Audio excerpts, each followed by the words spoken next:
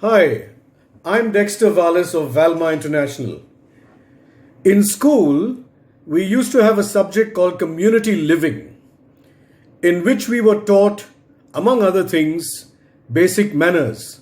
How to say please, thank you, pardon me, could you, and all the little things that would go to making relationships good, nice, and definitely bearable. The point of view was that if you had to mingle and live with others, one would need to bring grace and dignity to the table, besides the need to show respect. And of course, hopefully get it back in return. I don't know if you've noticed, but these days, in the hurry of life, in the need to achieve in the shortest possible time, to create business, to grow shining towers of business excellence and performance, somehow all these niceties have dropped along the way. We are so much in a hurry that we have no time to be polite. We don't have the time to offer any courtesy. Well, take the average telemarketer. I get so many calls a day despite putting most of them on Do Not Disturb. And when I tell them I am not interested, I try to be as polite as possible because I do know that they have targets to fulfill and they are calling because it's a job that they need to do. And after I answer politely and say I'm not interested, there is a chance that they may say, okay, thank you for talking to me. Do you have anybody else who may be interested? And then I would probably say, at this point of time, I don't have anyone or I can't think of anyone. And then a polite marketer would say, thank you for your time and wish me goodbye or a good day. That would be a delight. But does it happen? No. The moment you say, this is of no interest to me, the moment they hear the word no, the phone gets slammed down on the other side. And you start wondering, what happened? Why would somebody who would take the time to call to find out if you're interested in something and then purportedly offer services, slam the phone down the moment they know you perhaps are not interested? The reason is because they have so many more calls to make in that much of time, and you've already wasted maybe 10 seconds or 20 seconds of their time in which they could have had another productive call. So everybody is counting seconds, not even minutes, to see whether that is going to be useful to them. Look at traffic, the way we behave in traffic.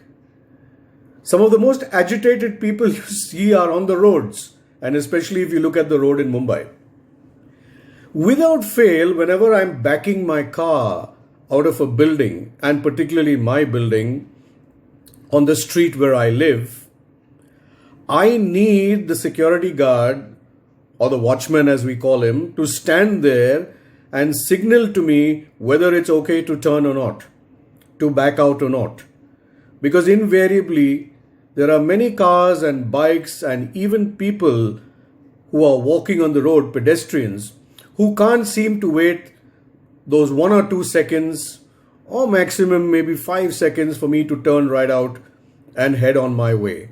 It's extremely important that they cut immediately behind a backing car and then glare at the driver as if he has committed a sin or was trying to run them over. It's most frustrating because you know what kind of damage could be caused just because other people don't seem to give a damn about their own lives and their own vehicles, and you should take responsibility for all of that. Life is increasingly becoming like that, selfish, self-centered, and give a damn for what happens to the other person. We all in a rush to accumulate wealth for ourselves and let the world burn in the meanwhile. It's hardly a nice feeling to carry with you through the day, especially when you would like to do good for the world, for the people, and you care about relationships. And think of what happens to you when you've encountered such experiences along the way, when you are on the way to be able to help or sort things out for somebody else, give some advice, be a carer for somebody who's sick, where you need to show a lot of patience and tolerance and sensitivity. We've become pretty insensitive and uncivil. Civility seems to have fallen by the way. So, without getting into too much of a song and dance on that, and I'm sure you have experienced a lot of this, the point is, what do we need to do about it? So, we need to be able to understand when our rights are being trampled on. And you will find that in some business dealings, there are people who start with small things that encroach on your rights, are uncivil to you in a way that doesn't really seem to matter at first, and therefore are without any conversations. There is nothing asked, there is nothing offered. People just take away things that belong to you, your rights, with total irresponsibility. But we seem to bear with it because perhaps we don't want to get into a fight over something small, things that we feel we can live with. But that's where the mistake is. Because after that, it doesn't stop. It just keeps growing bigger and bigger. And without any conversations again. Till finally they are taking things that make a real difference to you, to your life, and which matter a lot to you. But we've now created the habit of having no conversations, of simply giving in or tolerating things and hoping that the other person will see the light of things. Perhaps we may send a message or two by WhatsApp or things like that, or email, and we hope that that will get their attention. But it doesn't, because people who are committed towards taking away your rights without conversations prefer to ignore one-way traffic communication. So coming back to what we should do, I feel we need to stand up for every little thing that happens. Not in a nasty way, but in a way that makes the other person know that we are aware of what is happening and that we are concerned and that we are not going to take it lying down. So perhaps the next time somebody tries to take away things from you, let them know that you're aware of it and that you don't agree with it. The next time somebody crosses your car behind you when you are backing, knowing that you probably may have a problem and they don't seem to care even for themselves, perhaps you need to stop your car, get out of it, call them back and tell them that this is not the thing to be done. Of course, they probably won't stop and they'll head on their way.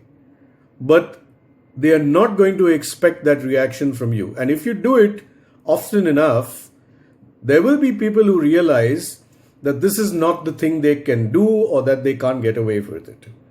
I think we are letting the world get away with doing a lot of nasty things to us in small ways till it becomes so big and nasty that we are immune to what is happening to us, and we've already given away our lives to others who don't deserve it at all. And sometimes they don't even know they've taken away something as precious as those moments of our life which matter to us, to our peace of mind, to our sense of how good the world is, to the good we want to do to the world. So maybe it's time we stood up for every little thing, not for the big things. Of course, we would need to do that, but for every little thing that happens, stand up and announce your rights. Stand up and say it matters. And create conversations if you can about it. You don't have to fly into a temper or get angry, as you may be tempted to, but consider that if you actually had to smile, see the humor in the situation of how incredibly stupid things could get when you ignore such things, and that it would finally be a big joke and the joke's on you, and smile in the face of aggravation, but try and manage a conversation with that sense of humor, be willing to forgive the other person for it, and start your day or continue your day or even end your day on a note that tells you that you did stand up for even the little things that mattered for you. Because when you stand up for yourself, strangely enough, you are also standing up for other people in the world. Because when you impact someone, that has a ripple effect and can definitely go a long way in impacting the lives of other people. So my message for the day is stand up for yourself, stand up for the little things, stand up for the little person, stand up for the little you, stand up for the child in you who, when you were a child, were helpless when a bully snatched your ice cream away. Don't let the world do that to your ice cream today. Bye-bye and have a great week ahead. See you around later.